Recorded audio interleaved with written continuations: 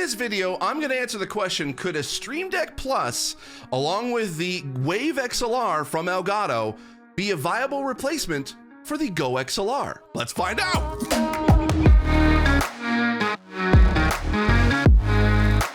So the idea for this video came about when the Stream Deck Plus got announced, I was very curious about it because I need a hardware solution specifically for audio.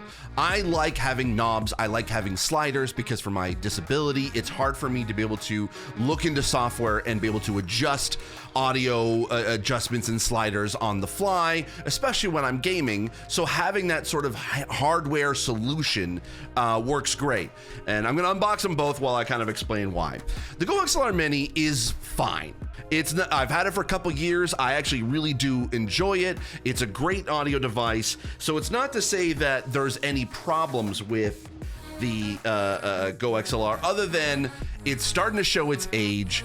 Anytime I bump into the thing, it will automatically disconnect, including one day it rerouted every single OBS audio setting that I had, and I had to reset up every single piece of audio in my in every single OBS scene. I have the Wave XLR here. So far, I love the big sort of tactile button. It also has the XLR input in the back. Now, granted, of course, the Stream Deck Plus isn't designed to be an audio interface. It doesn't have any audio inputs. It has just a USB. There's no headphone jack. There's no XLR input. There's nothing. There's none of those ports that a GoXLR has. So on the surface, no, it would not be sort of deemed as a logical solution for an audio replacement to the GoXLR. However, combined with this, plus the Wavelink software, plus the fact I can control all of the audio in the Wavelink software using knobs and everything in here, this might be the solution that I could potentially see being the best for me. Now, with the reviews that I have seen of how people are enjoying or at least using the Stream Deck Plus, I don't think I've seen anyone use it as a strictly audio device. So I'm very curious to sort of experiment and see what actually can work. So what actually can work with that in mind. So I'm hopeful, and I hope that Elgato isn't going to regret sending this over. But I'm sure I could find a use for the Stream Deck, the Stream Deck Plus anyway. So there is that. So here is the Stream Deck Plus. The knobs actually feel really good. Even the little tactile buttons of it feel really good. There's the touch screen. These buttons are definitely bigger than the regular Stream Deck. So we're definitely gonna see how this works out. And I'm thinking off the top of my head, basically what I'm planning on doing is essentially using the Stream Deck Plus as my main audio and key lights sort of device. Like I could basically just turn on all my key lights and my audio stuff in one device through the Stream Deck Plus, and then leave my other Stream Deck that I have as all my streaming stuff. So like all my switching scenes and OBS and recordings and all that stuff. All right, so I've got these unboxed. I'm gonna turn off the recording because I have to literally unplug my GoXLR and reset everything up. And I'm going to try to be able to, I'm hopefully gonna come back and this will be a success, or this could be an like a total failure. I don't know. All right, so it's been a couple of days and I've had the time to be able to set this whole thing up and then tweak it to kind of fit how my own personal setup. I don't know if all of this is gonna work for you, but this is how I was able to get it to a point where I can feel comfortable using this. So I'm gonna basically show you the two programs that I actually use, which is the Wavelink software, which you can be able to see right here. I have currently set up my Elgato Elgato Wavelink as my microphone, so that is currently what is running as my Shure SF7B, and I have several inputs that I have set up for voice chat, for music, for my Elgato game capture, which is for my games. I have two separate volume controls for my browser, and then aux1 is actually for anything being played within OBS. So I ran into two problems immediately with this setup. Once I had everything situated and set into different virtual inputs, whenever I opened up OBS, I received a lot of distortion and crackling for every piece of audio as soon as I open up OBS. Now, the solution from what I was able to find online was if you control click the gear icon in the Wavelink software, you can be able to click on a tab that can be able to change the buffer size of all the virtual inputs so that OBS can be able to properly work with Wavelink running everything else for audio. Unfortunately, though, for this particular version of Wavelink 1.6, Elgato removed that tab. So when you try to be able to, I'm actually trying to click on the gear icon and that tab does not exist. So the only way for everything to work is if I switched from the sample rate from 96 to 48 kilohertz. And that, for whatever reason, just seems to work just fine by setting it to 48 kilohertz. Which led me to my second issue that I had to fix. While testing out to make sure that the microphone worked, I was using Audition to basically record my voice to kind of see what the EQ sort of sounded like, and also removing any of the background noise that kind of popped up because the Wave XLR doesn't have any FX kind of built in like the GoXLR that I could very easily using the software and also the built-in compressor and limiter that was built into the GoXLR. So I was trying to figure out why this wasn't working because I was just getting the direct raw input of my microphone, even with these VST plugins that I have available here. And I was trying to test it out and I couldn't figure out why it wasn't working. Turns out I actually was sending Audition the raw mic audio, which was normally the case in my GoXLR, but turns out that Elgato in the Wavelink software creates an FX, a microphone FX input channel that you should be sending to all as your main mic. So what you have to do to be able to go into to be able to change that, if you click on the Select App Audio Output in Windows Settings button beside the gear, you can be able to select the input.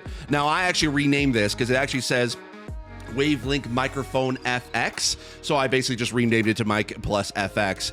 And once I set that to Audition, to Discord, to every other app that I use my microphone, now I'm getting the my Wave XLR audio plus also all the effects plugins that I am adding to it. All right, so this is my setup with the Wave XLR and the Stream Deck Plus, and I wanted to be able to basically control all the audio that I wanted to via these knobs and also these face buttons for mute and unmute. So I have my microphone, my voice chat, my music, and my game capture card, as well as my my browser volume as well. What's great is actually you can be able to create these dial stacks for the Stream Deck Plus, where I can basically just click down on the dial and it will switch between the different inputs that I have. So I actually have, here's my game capture card. I can switch down to control the browser volume, and then also the aux volume, which is handling everything in anything that's playing in OBS. And I can be able to individually control each of those inputs. Now, what's also I wanted to be able to do with the Stream Deck Plus is I wanted to be able to control all my lights in my office as well. What's great too is that, okay, I want to be able to have a second page for this kind of stuff. All you have to do is just literally just swipe across on the touch screen, and now I'm basically controlling all my lights. I can turn that one off, I can turn this one off, I can turn them both off, and I can also be able to control the brightness of each of these lights as well. I've got a few sort of shortcuts I'm testing out with a few different lighting effects for my nano leaf shapes, and also my lights that are also in here, but I'm still working that out. Haven't figured out exactly what I want to be able to do with that yet. But if I want to go back to my audio input, swipe over on the touchpad, and I basically go back to my audio setup. Now, is this the ideal setup? No, and I'm probably going to be tweaking this for quite a bit more as I try to be able to use this in different use cases. And I also know that you can technically tap the top of the Wave XLR to mute the microphone instead of creating a face button on the Stream Deck Plus to do it. But it just works best for me to be able to do it on the Stream Deck Plus because I can know when I'm hitting a button and it's muted than if I just accidentally tap on the back of the Wave XLR. So I just rather be able to do it that way than what is sort of necessarily technically recommended. Now, would I recommend this setup for everyone? To be honest, not exactly. If you're already in the Elgato ecosystem, this would make total sense and actually would be a cheaper way to be able to do this, or at least an alternative way to do this without having to resort to getting a GoXLR.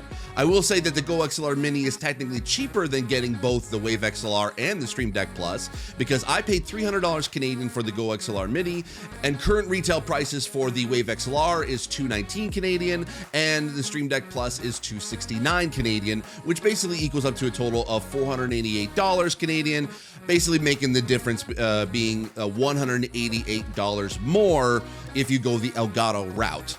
Now, this is also technically cheaper than the main GoXLR, and I think you can be able to also get the same functionality that the main GoXLR will give you with its voice changer and stuff like that, with the functionality of the Stream Deck software and the Stream Deck Plus. So I think that it is a alternative, good solution for some, but not for all. There are obviously other audio interfaces that are out there that are designed for streamers, like the Beacon. Also AverMedia has one as well, and also Rode has their Podcaster Pro audio interface. And I think that those actually would work best for a lot of situations. I think for me, this just kind of works great because I can see the future potential of more functionality being given to hardware past even its current life cycle, with the community support and the developers that are developing new plugins and stuff for the Stream Deck software to be able to make the functionality of the hardware even better, including the fact that Elgato constantly updates with their software with new features. I could see the future potential of this being more beneficial to me later on down the road than what I'm currently having, which is the GoXLR hasn't had any updates in a long time, and I've kind of sadly outgrown its usefulness at this point. So in conclusion, it's a good alternative, may not be the best alternative for you, but for me, it works out okay, and I'm actually very happy with this. Once again, thank you so much to Elgato for sending both the Wave XLR and the Stream Deck Plus for me. I super appreciate it. And I know this video is a little bit different than what I normally do on this channel, but I wanted to be able to at least share my experience by doing this this type of video. So thanks so much for watching. I'll see you in the next video. And as always, I remain obedient to the yours. Bye.